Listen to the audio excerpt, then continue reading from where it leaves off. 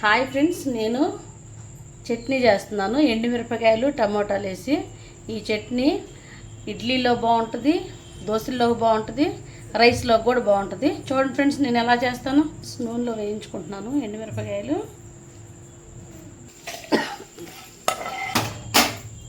ఇది ఫ్రెండ్స్ టమోటాలు ఈ నూనెలో మగ్గ పెట్టుకోవాలి. ఇందులో చింతపండు కూడా పెట్టుకుంటున్నాను. చిల్లిపాయలు, జీలకర్ర, సరిపడినంత ఉప్పు. ఇదిగోండి ఫ్రెండ్స్, ఇలా మిక్సీ పట్టుకోవాలి.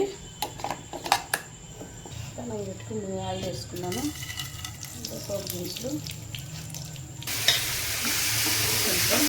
చాలా టేస్టీగా ఉండే చట్నీ. జుట్టుల్లో మనం చాలా అంటే చాలా ఇష్టపడి తింటారు పిల్లలు కూడా. ఒకసారి మీరు కూడా ట్రై చేయండి ఫ్రెండ్స్. Okay, bye friends.